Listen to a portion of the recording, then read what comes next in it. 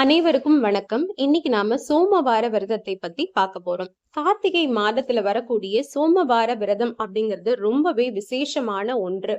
சோமவாரம் என்றால் திங்கட்கிழமை என்று பொருள். சோமன் என்றால் பார்வதியோடு சேர்ந்திருக்கும் சிவபெருமான் என்று அர்த்தம்.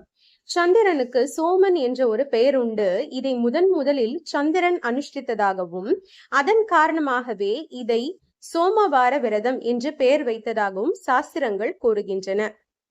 சிவபெருமானுக்குரிய விரதங்கள் 8 என்று ஸ்கந்த புராணம் கூறுகின்றது. அவற்றுள் ஒன்று கார்த்திகை சோமவார விரதம். இந்த விரதத்தை போன்று வேறு எந்த விரதத்திலும் சிவபெருமான் திருப்தி அடைய மாட்டார் என்பது ஐதீகம். சோமவார விரதத்தை கார்த்திகை மாதம் முதல் திங்கட்கிழமையில் தொடங்கி ஆண்டு முழுவதும் கடைபிடிக்கலாம். இதை தவிர சித்திரை, வைகாசி, ஆவணி, மார்கழி முதலான மாதங்களில் முதல் திங்கட்கிழமையில் தொடங்கலாம். சோமவார விரதம் தோன்றிய வரலாறு. ஒருமுறை தட்சனின் சாபத்தால் சந்திரன் கொடிய நோயால் துன்பப்பட்டான். இந்த சாபத்திற்கு பின்னாடி ஒரு கதை உண்டு. சந்திர பகவானுக்கு மொத்தம் 27 மனைவிகள், அதாவது 27 நட்சத்திரங்களையும் மணந்தவர் சந்திர பகவான். ஆனால் அவர் ரோஹிணி மீது மட்டும் மிகுந்த பாசம் கொண்டிருந்தார், பற்று வைத்திருந்தார்.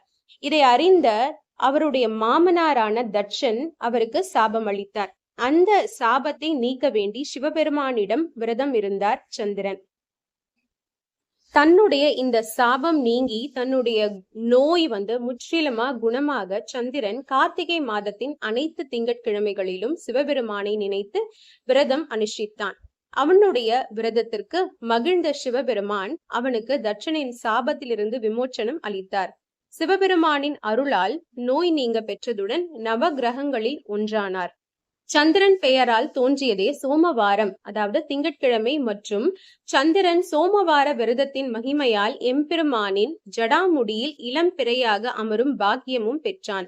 இவ்வாறு சந்திரனை தனது முடியில் சூடி அருளிய சிவபெருமான் சந்திரசேகரர் என்று அழைக்கப்பட்டார். சோமவார விரதம் வாரந்தோறும் பூஜை செய்து விரதம் இருப்பவர்களுக்கு நற்கதியை கொடுக்க வேண்டும் என்று சந்திரன் வேண்டுதலுக்கு இணங்கி சிவபெருமான் அவ்வாறே அருளினார். 12 ஜோதிர்லிங்கங்களுள் ஒன்று குஜராத் மாநிலத்தில் உள்ள சோமநாதம் என்ற இடத்தில் சந்திரன் சிவபெருமானுக்கு சோமவார விரதம் இருந்து அவர் ஜடாமுடியில் இளம் பிறையாக அமர்ந்தான் என்பது ஐதீகம். எப்படி விரதம் இருப்பது? கார்த்திகை முதல் திங்கட்கிழமை தொடங்கி கடைசி திங்கள் அன்று இந்த விரதத்தை நிறைவு செய்ய வேண்டும். ஆண் பெண் இருவரும் கடைபிடிக்கலாம். திங்கட்கிழமை விடியற்காலையில் எழுந்து குளித்து முடித்த பிறகு பெண்கள் வீட்டில் விளக்கேற்றி விரதத்தை தொடங்கி சிவபெருமானை வணங்கி சர்க்கரை பொங்கல், பாயாசம் போன்றவற்றை நைவேத்தியம் செய்து சிவாஷ்டகம், சிவபுராணம் படிக்கலாம் மற்றும் சில அஷ்டோத்தரங்களையும் பாராயணம் செய்யலாம். பிறகு கோவிலுக்கு சென்று சிவனுக்கு வில்வத்தாலும் சக்திக்கு குங்குமத்தாலும் அர்ச்சனை செய்து அத்துடன் கோவிலுக்கு வரும் அன்பர்களுக்கு உங்களால் முடிந்ததை பிரசாதமாக கொடுக்கலாம். கோவிலுக்கு வந்திருக்கும் ஒரு வயதான தம்பதியரை பார்வதி பரமேஸ்வரனாக தியானித்து மஞ்சள், குங்குமம், தாம்பூலம் கொடுத்து அவர்களை வணங்கி ஆசி பெறலாம். இந்த விரதம் மேற்கொள்பவர்கள் அன்றைய தினம் முழுவதும் உபவாசம் இருப்பது நல்லது. வேலை, தொழில் போன்றவற்றில் ஈடுபட்டு இருப்பவர்கள் 3 வேளையும் உப்பில்லாத உணவை சாப்பிடலாம் அல்லது பால் பழங்கள் உண்ணலாம். பின்பு மாலையில் கோவிலுக்கு சென்று சிவனுக்கு பால் அபிஷேகம் மற்றும் அர்ச்சனை செய்து வழிபாடு செய்யலாம். இந்த நாளில் ஒருவேளையேனும் உணவருந்தாமல் இருப்பது நன்மை பயக்கும்.